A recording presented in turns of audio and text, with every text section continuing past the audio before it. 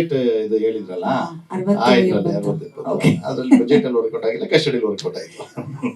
Super actor ನಮ್ಮ ಸಿನಿಮಾನಲ್ಲಿ sir ನಿಮ್ಮ ಪಾತ್ರದ ಬಗ್ಗೆ ಹೇಳಿ. ಆ್ಯಕ್ಚುಲಾಗಿ ಮಾಧ್ಯಮ ಮಿತ್ರರಿಗೆ ನಮಸ್ಕಾರ ಹೇಳ್ತಾ, ನನಗೆ ಆ್ಯಕ್ಟಿಂಗು ಮಾಡಬೇಕು ಅಂತ ಏನು ಹುಚ್ಚಿರಲಿಲ್ಲ. ಶ್ರೀನಿವಾಸು ನಾಗೇಶು ಬಲವಂತ ಮಾಡಿ ಹೇಳಿದ್ರು, ಒಂದು ಒಳ್ಳೆ ಪಾತ್ರ ಇದೆ, ಹೋಮ್ ಮಿನಿಸ್ಟರ್ ರೋಲ್ ಮಾಡಿ ಅಂತ ಹೇಳಿದ್ರು. ಮಾಡಿದೆ. ಸಿನಿಮಾ ಒಳ್ಳೇದಾಗಲಿ ಅಷ್ಟೇ. ಮಾಡಿರೋದನ್ನ 700 ಸಿನಿಮಾಗಿನ ಹೆಚ್ಚು ಸಿನಿಮಾನಲ್ಲಿ ಅಭಿನಯಿಸಿದಾರಂತೆ, ಆದ್ರೆ ಇದ್ರಲ್ಲಿ ನಟನೆ ಮಾಡಿದ್ದಾರೆ, ಅದ್ರಲ್ಲಿ ಬರೀ ಸ್ಟಂಟ್ ಅಲ್ಲಿ ಕಾಣಿಸ್ಕೊಡೋದು. ಹೇಳಿ ನಿಮ್ಮ ಪಾತ್ರದ ಬಗ್ಗೆ. ಎಲ್ಲ ಮಾಧ್ಯಮ ಮಿತ್ರರಿಗೂ ಹಾಗೂ ಕನ್ನಡ ಕುಲ ಕೋಟಿ ಜನತೆಗೂ ನನ್ನ ನಮಸ್ಕಾರಗಳು. ನನ್ನ ಹೆಸರು ಶ್ರೀನಿವಾಸ ಜಿಟಿ ಅಂತ. ನಾನು ನಟನಾಗಬೇಕು ಅಂತ ಬೆಂಗಳೂರು ಬಂದೆ, ಆದರೆ ಸಾಹಸ ಕಲಾವಿದನಾಗಿ ಮುಂದುವರುವ ಅವಕಾಶ ಸಿಕ್ತು. ಸುಮಾರು 700ಕ್ಕೂ ಹೆಚ್ಚು ಚಿತ್ರಗಳ ಫೈಟ್ರಾಗಿ ಮಾಡಿದ್ದೀನಿ, ಈಗಲೂ ಕೂಡ ಮಾಡ್ತಾ ಇದ್ದೀನಿ. ಆದರೂ ನಟನಾಗಬೇಕು ಅನ್ನೋ ಒಂದು ಕುತೂಹಲ ಇತ್ತು. ಆ ಟೈಮಲ್ಲಿ ನಮ್ಮ ಶ್ರೀನಿವಾಸ್ ಅವರು ನನ್ನ ಗುರುತಿಸಿ ಒಂದು ಆ್ಯಕ್ಟಿಂಗ್ ಕೊಟ್ಟಿದ್ದಾರೆ, ಅದು ಚೆನ್ನಾಗಿ ಮಾಡಿ ಗ್ಯಾರಂಟಿ ಐತೆ. ನಮಸ್ಕಾರ ಕೊಡ್ತೀನಿ. ಆ್ಯಕ್ಚುಲಿ ಇದು ನನ್ನ 4ನೇ ಮೂವಿ. ತುಂಬಾನೇ ಖುಷಿ ಆಗ್ತಿದೆ. ಪ್ರಮೋಷನ್ ಎಲ್ಲ ತುಂಬಾ ಚೆನ್ನಾಗಿ ಮಾಡ್ತಿದ್ದಾರೆ ಅಂಡ್ ಪ್ರತಿಯೊಬ್ರು ನಮಗೆ ತುಂಬಾ ಸಪೋರ್ಟ್ ಮಾಡ್ತಿದ್ದಾರೆ ಇಂಡಸ್ಟ್ರಿ ಅವರೆಲ್ಲ. ಪ್ರತಿಯೊಬ್ರು ಯಾರ್ಯಾರು ನಮ್ಮ ಮೂವಿಗೆ ಸಪೋರ್ಟ್ ಮಾಡಿದಾರೆ ಅವರೆಲ್ಲರಿಗೂ ಥ್ಯಾಂಕ್ ಯು ಹೇಳಕ್ ಇಷ್ಟಪಡ್ತೀನಿ. ಅಂಡ್ ಈ ಮೂವಿಯಲ್ಲಿ ನನಗೆ ಚಾನ್ಸ್ ಕೊಟ್ಟಿದ್ದಕ್ಕೆ ಶ್ರೀನಿವಾಸ್ ಸರ್ಗೂ ಅಂಡ್ ನಾಗೇಶ್ ಸರ್ಗೂ ಥ್ಯಾಂಕ್ಸ್ ಹೇಳಕ್ ಇಷ್ಟಪಡ್ತೀನಿ. ಅಂಡ್ ಈ ಸಿನಿಮಾ ಬಗ್ಗೆ ಎಕ್ಸ್ಪೀರಿಯನ್ಸ್ ಹೇಳ್ಬೇಕಂದ್ರೆ ನಂಗೆ ತುಂಬಾನೇ ಡಿಫ್ರೆಂಟ್ ಅನ್ನಿಸ್ತು. ಯಾಕಂದ್ರೆ ಮಂಡ್ಯ ಸೈಡ್ ನಾನು ಯಾವತ್ತೂ ವಿಸಿಟ್ ಮಾಡಿರಲಿಲ್ಲ, ಬಟ್ ಈ ಶೂಟಿಂಗ್ ಟೈಮಲ್ಲಿ ನಾನು ಅಲ್ಲೇ ಸ್ಟೇ ಮಾಡಿದ್ರಿಂದ ಆ ಹಳ್ಳಿ ಜನಗಳ ಮುಗ್ಧತೆ, ಅವ್ರ ಸಂಸ್ಕೃತಿ ಸಂಪ್ರದಾಯಗಳು ನೋಡಿ ನಂಗೇನೋ ಒಂಥರ ಖುಷಿ ಅನ್ನಿಸ್ತಾ ಇತ್ತು. ತುಂಬಾನೇ ಇಷ್ಟ ಆಯ್ತು. ಈ ಮೂವಿಯಲ್ಲಿ ನಾನು ಹಳ್ಳಿ ಕ್ಯಾರೆಕ್ಟರ್ ಮಾಡ್ತಾ ಇದ್ದೀನಿ, ಗೌಡನ್ ಮಗಳಾಗಿ. ಸೊ ಮೂವಿ ತುಂಬಾ ಚೆನ್ನಾಗಿ ಬಂದಿದೆ. ದಯವಿಟ್ಟು ಎಲ್ಲರೂ ಸಪೋರ್ಟ್ ಮಾಡಿ ಅಂತ ಕೇಳ್ಕೊಳಕ್ ಇಷ್ಟಪಡ್ತೀನಿ. Thank you. ಓಕೆ ಸರ್, ಅವರ ಮುಖೇನ ಎರಡೂ ಸಿನಿಮಾದ ಟ್ರೇಲರ್ ಇವೆಂಟ್ ಏನ್ ನಾವು ಮಾಡಿದ್ವಿ, ಪ್ರೆಸ್ ಮೀಟ್ ಮುಕ್ತಾಯವಾಗ್ತಿದೆ ಅನ್ಸುತ್ತೆ. ಅವ್ರ ಮಾತಿನ ನಂತರ ಇನ್ನೆಲ್ಲರೂ ಮಾತಾಡಿ ಆಯ್ತಾ? ಎರಡೂ ಫಿಲ್ಮ್ ಟೀಮ್ ಅವ್ರು. ಎಸ್, ಹಾಗೆ ನಮ್ಮ ಅರಸ್ ಸಾರು ತುಂಬಾ ಚೆನ್ನಾಗಿ. ಎಸ್ ಪ್ರಿಯಾ ಅವರೇ, ನಿಮ್ಮ ಪ್ರೀತಿಯ ಮಾತನ್ನ ಕೇಳೋಣ. ಕಸ್ಟಡಿ ಸಿನಿಮಾ ಭೀಮಾ ನಂತರ ಎಷ್ಟು ಸೂಪರ್ ಅನ್ಸ್ತು ನಿಮ್ಗೆ? Over to you. ಇಲ್ಲಿ ಸೇರಿರುವಂಥ ಎಲ್ಲ ಮಾಧ್ಯಮ ಮಿತ್ರದವ್ರಿಗೆ ಮತ್ತು ಹಿರಿಯರು ಕಿರಿಯರು ಯಾರ್ಯಾರು ಇಲ್ಲಿ ನನ್ನ ಕಣ್ಗೆಲ್ಲ ಕಾಣಿಸ್ಕೊತಿದ್ರು ಮತ್ತು ಹೊರಗಿರೋರು ಎಲ್ಲರಿಗೂ ಥ್ಯಾಂಕ್ ಯು ಸೋ ಮಚ್. ನಿಮ್ಮ ಸಮಯವನ್ನು ಬಿಡು ಮಾಡಿಕೊಂಡು ನಮಗಾಗಿ ಮೀಸಲಿಟ್ಟಿದ್ದಕ್ಕೆ thank you so much. Next thank you ನಾನು ನಾಗೇಶ್ ಅಣ್ಣ ಮತ್ತು ಶ್ರೀನಿವಾಸ್ ಸರ್ಗೆ ಹೇಳೋಕೆ ಇಷ್ಟಪಡ್ತೀನಿ. ಸರ್ ಅವಾಗಲೇ ಹೇಳಿದ್ರು ಕಸ್ಟಡಿ ಹೇಗೆ ಬಂತು, ಪಾತ್ರ ಹೇಗೆ ಹುಟ್ಕೊಳ್ತು ಅಂತ ಅಂದ್ಬಿಟ್ಟು. ನಾನು ಕನ್ಫ್ಯೂಸ್ ಆಗಿದ್ದೆ.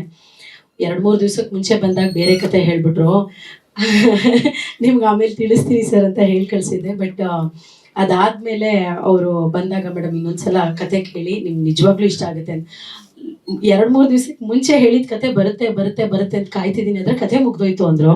ನಾನು ತುಂಬ ಆಶ್ಚರ್ಯವಾಗಿದ್ದೆ. ಆಮೇಲೆ ಅವರು ಕಂಪ್ಲೀಟ್ ಕಥೆನ ಬೇರೆ ಮಾಡಿಕೊಂಡು ಹೊಸ ಸಿನಿಮಾನ, ಹೊಸ ದುರ್ಗಾ ಪರಮೇಶ್ವರಿ ಅನ್ನೋ ಪಾತ್ರನ ಅವರು ಹೊತ್ತು ತಂದಿದ್ರು. Thank you sir, thank you very much ನನಗೆ ಅವಕಾಶ ನೀಡಿದ್ದಕ್ಕೆ.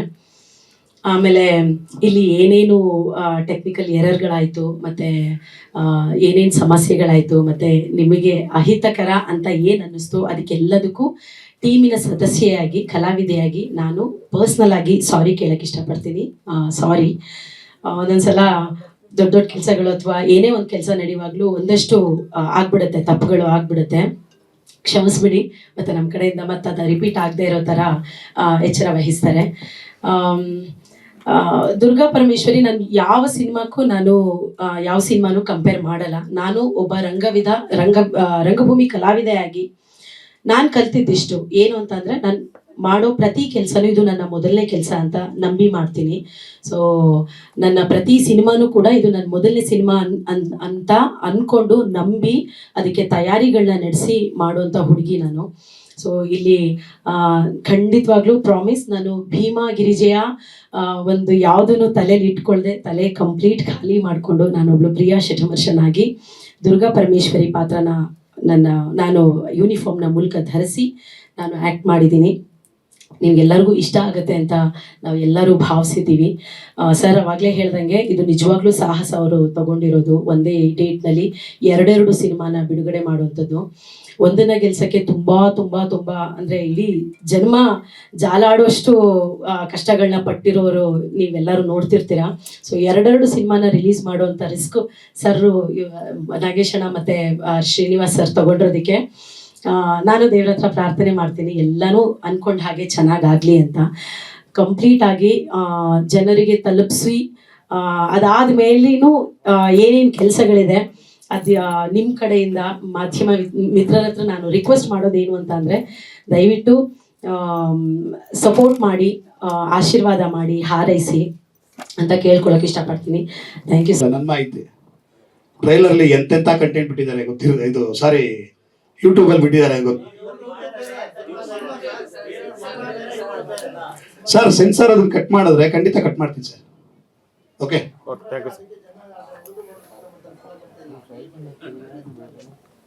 ಸರಿನಾ? ಇರ್ಲಿ.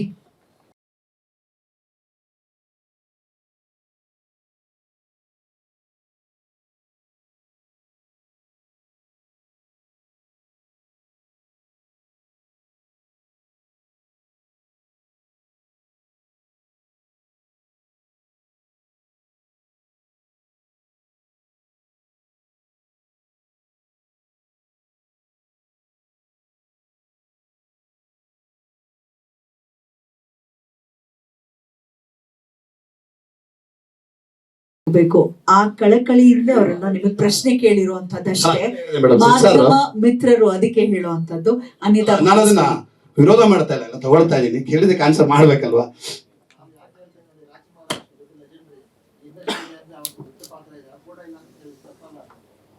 ಸರ್ ತಪ್ಪು ಅಂತ ನಾನು ಹೇಳಲೇ ಇಲ್ಲ ಸರ್, ಕ್ಷಮೆ ಕೇಳಿದೆ.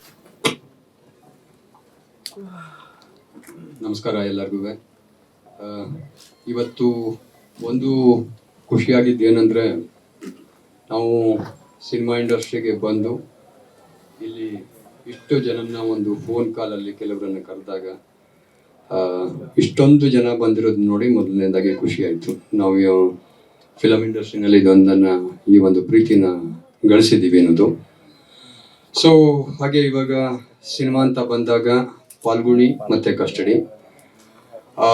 ಪಾಲ್ಗುಣಿ ಒಂದು ಏನು ಆಲ್ರೆಡಿ ಡೈರೆಕ್ಟರ್ ಏನು ಹೇಳಿದ್ರು ಅದೇ ಒಂದು ಜಾನರ್ನ ಒಂದು ಕತೆ. ಅದು ಏನು ಅದು ಕತೆ ಏನು ಕೇಳಿದೆಯೋ ಅಷ್ಟೇ ನೀಟಾಗಿ ಸಿಂಪಲ್ ಆಗಿರ್ತಕ್ಕಂಥದ್ದು. ಸೊ ಡೈರೆಕ್ಟ್ರು ಒಂದು ವಿಚಾರನ ಹೇಳೋದನ್ನು ಸ್ವಲ್ಪ ಕಟ್ ಮಾಡಿದ್ರು, ಅದನ್ನು ಕ್ಲಾರಿಟಿ ಕೊಟ್ಟು ಹೇಳ್ತಾ ಇದ್ದೀನಿ. ಪಾಲ್ಗುಣಿ ಸಿನಿಮಾಗೆ ಒಂದು ಬಜೆಟ್ ಕೊಟ್ಟಿದ್ರು ನನಗೆ. ಅದು ನಮ್ಮ ಸಿನಿಮಾ ಇಂಡಸ್ಟ್ರಿ ಭಾಷೆನಲ್ಲಿ ₹1 ಮುಗಿಸ್ತೀವಿ, ₹2 ಮುಗಿಸ್ತೀವಿ ಅಂದಾಗೆ ₹1 ಮುಗಿಸ್ತೀನಿ ಅಂತ ಹೇಳಿದ್ರು. ಹಾಗೆ ಬೇಕಾದಾಗ ನನ್ನ ಕಡೆಯಿಂದ ಏನು ಬೇಕೋ ಅವೆಲ್ಲ ಆಗ್ತಾ ಇತ್ತು. ಫೈನಲ್ ಟು ಫೈನಲ್ ನೋಡ್ತು ಅಂದರೆ ಅದು ಒಂದು ₹1 ಇಲ್ಲ, 60 ಪೈಸದಲ್ಲೇ ಮುಗಿಸ್ಬಿಟ್ಟಿದ್ರು. ಸೊ ಇಲ್ಲಿ ಒಂದು 40 ಪೈಸಾ ಮಿಕ್ಕಿತ್ತಲ್ಲ ನಮ್ಮ ಹತ್ರ. ಆವಾಗ ಅವರಿಗೆ ಇನ್ನೊಂದು ಆಸೆ ಬಂತು, ಜೊತೆಯಲ್ಲಿ ಒಂದಿಷ್ಟು ಬೇರೆ ಬೇರೆ ಪ್ರಯೋಗಗಳಿಗೂ ನಾವು ಹೋಗಬೇಕು ಅಂತ ಇದ್ವಿ. ಸೊ ಆ ಒಂದು ಕ್ಷಣದಲ್ಲಿ ಮತ್ತೆ ನಮ್ಮ ಪ್ರಿಯ ಹತ್ರ ಡಿಸ್ಕಷನ್ ಮಾಡಿದಾಗ, ಸೊ ಅದು ಬೈ ಲ್ಯಾಂಗ್ವೇಜ್ ಅವ್ರು ಏನು ಹೇಳಿದ್ರು ಹಾಗೆ ಹೋಗೋಣ ಅಂತಿದ್ವಿ. ಕೊನೆಯಲ್ಲಿ ಕಸ್ಟಡಿ ಅಂತ ಅದನ್ನೇ ಇನ್ನೂ ಸ್ವಲ್ಪ ಇಂಪ್ರೂವ್ ಮಾಡಿ ಹೊಸದಾಗಿ ಇನ್ನೊಂದು ಸಿನಿಮಾನೇ ಮಾಡ್ತೀನಿ ಅಂತ ಹೇಳಿದ್ರು. ಸೊ ಹಾಗೆ ಶುರುವಾಗಿತ್ತು ಕಸ್ಟಡಿ. ನಾನು ಎರಡರದ್ದು ಒಟ್ಟಿಗೆ ಹೇಳ್ಬಿಡ್ತೀನಿ. ಈಗ ಇಲ್ಲ 40 ಆಯಿತು ಸರ್, 80ಕ್ಕೆ ಬಂತು. 40ರಲ್ಲಿ ಮುಗಿಯಲಿರಲ್ಲ, ಅದು ಡಬಲ್ ಆಯಿತು. ಅಂದರೆ ಏನು 40 ಪೈಸಾ ಇಲ್ಲಿ ಉಳಿಸಿದ್ವಿ, ಅದಕ್ಕಿನ್ನೂ 40 ಪೈಸಾ ಹಾಕ್ಬಿಟ್ಟು 80 ಪೈಸದಲ್ಲಿ ಆಗಿರೋದು ಸರ್. ಓಕೆ, ಸೊ ದಟ್ ಅದರ ಕತೆ ವೆರಿ ಫ್ರೆಂಕ್ ಆಗಿ ನೀವು ಅನೇಕ ಪ್ರಶ್ನೆಗಳನ್ನು ಡೈರೆಕ್ಟ್ರಿಗೆ ಕೇಳಿದ್ದೀರಾ, ಅವರಿಗೆ ಚೆನ್ನಾಗಿ ಗೊತ್ತಿದೆ ಅದು. ಓಕೆ, ಸೊ ಹಾಗೇನೆ ಹೇಳಬೇಕು ಅಂದರೆ ಅದು ಸಹ ಒಂದು 25 ಡೇಸ್ ಶೂಟಿಂಗ್ ಮಾಡ್ತು. ಮೇ ಬಿ ಎಲ್ಲ ಪ್ರಿಯಾಯಿಂದ ಹಿಡಿದು, ನಮ್ಮ ಮಾದೇವಣ್ಣನಿಂದ ಹಿಡಿದು, ಅರಸ್ ಅವರು, ನಮ್ಮ ವಿಕ್ಟ್ರಿ ವಾಸು ಅವರು, MK ಮಠ ಆರಾಧ್ಯ ಸರು, ಇನ್ನೂ ತುಂಬ ಜನ ಎಲ್ಲರೂ ಸಹ ಇದರಲ್ಲಿ ನಡೆಸಿದ್ದಾರೆ. ಈಗ 8ನೇ ತಾರೀಕು ಬಿಡುಗಡೆ ಅಂತ ವರಮಹಾಲಕ್ಷ್ಮಿ ಹಬ್ಬದ ದಿನ ಎರಡನ್ನೂ ಒಟ್ಟಿಗೆ ಬಿಡುಗಡೆ ಮಾಡ್ತಾ ಇದ್ದೀವಿ. ಒಂದು ಆಲ್ರೆಡಿ ಹೇಳಿದ್ನಲ್ಲ, ಪಾಲ್ಗುಣಿ ಜಾನರ್ ಬೇರೆ, ಸೊ ಕಸ್ಟಡಿದ ಜಾನರ್ ಬೇರೆ ಇರೋದ್ರಿಂದ ಒಂದು ರಿಸ್ಕ್ ತೊಗೊಳ್ಳೋಣ ಅಂತ ಅದನ್ನು ಬಂದಿದ್ದೀವಿ, ಅದನ್ನು ಮಾಡ್ತಾ ಇದ್ದೀವಿ. ಹಾಗೆ ನಮ್ಮ ಸಂಸ್ಥೆ ಕಡೆಯಿಂದನೇ ಆಗಸ್ಟ್ 1ಕ್ಕೆ ಒಂದು ಫಿಲಮನ್ನು ಸಹ ಡಿಸ್ಟ್ರಿಬ್ಯೂಷನ್ ಮಾಡ್ತಾ ಇದ್ದೀವಿ, ನಮೋ ವೆಂಕಟೇಶ ಅಂತ. ಸೊ ಇವಾಗ ಡಿಸ್ಟ್ರಿಬ್ಯೂಷನ್ನು ಸಹ ಇದು ಕಸ್ಟಡಿ ಮತ್ತು ಪಾಲ್ಗುಣಿ ನಮ್ಮ ಸಂಸ್ಥೆ ಕಡೆಯಿಂದನೇ ಆಗುತ್ತೆ, ಅದನ್ನು ಮಾಡ್ತಾ ಇದ್ದೀವಿ. ಸೊ ಇಷ್ಟು ವಿಚಾರ. ನಮಸ್ಕಾರ ಎಲ್ಲರಿಗೂ. ಒಳ್ಳೇದಾಗ್ಲಿ ಸರ್. ಇನ್ನು ಒಟ್ಟು ಹಾಯ್, ಎಲ್ರಿಗೂ ನಮಸ್ಕಾರ. ನನ್ನ ಹೆಸರು ಅಶ್ವಿತಾ ನರಸಿಂಹ. ನಾನೊಂದು ಒಳ್ಳೆ ಅದ್ಭುತ ಪಾತ್ರ ಮಾಡಿದ್ದೀನಿ ಸಿನಿಮಾದಲ್ಲಿ, ಕಸ್ಟಡಿ ಮೂವಿಯಲ್ಲಿ. ಈ ಮೂಲಕ ನಾನು ಇಂಡಸ್ಟ್ರಿಗೆ ಪಾದಾರ್ಪಣೆ ಮಾಡ್ತಾ ಇದ್ದೀನಿ. Thank you for J Srinivas sir and ನಿಮ್ಮೆಲ್ರಿಗೂ thank you. Yes, thank you. ಮಾಧ್ಯಮದ ಎಲ್ಲ ಬಂಧುಗಳಿಗೆ ಶರಣಾರ್ಥಿಗಳು. ಬಹುಶಃ ನಾನು ಇದುವರೆಗೂ ಮಾಡದೇ ಇರೋಂಥ ಒಂದು ವಿಭಿನ್ನವಾದ ಪಾತ್ರವನ್ನ ನಿರ್ದೇಶಕರು ನನ್ನಿಂದ ಮಾಡಿಸಿದ್ದಾರೆ. ಸಿನಿಮಾ ಅದ್ಭುತವಾಗಿ ಯಶಸ್ಸು ಕಾಣಲಿ, ನಿಮ್ಮೆಲ್ಲರ ಹಾರೈಕೆ ಇರಲಿ ಅಂತ ನಾನು ಪ್ರಾರ್ಥಿಸ್ತೇನೆ. ನಮಸ್ಕಾರ. ಕೊಡ್ಲಿಲ್ಲ, ಅದು ಲ್ಯಾಕ್ ಮಾಡಿದ್ದೆ.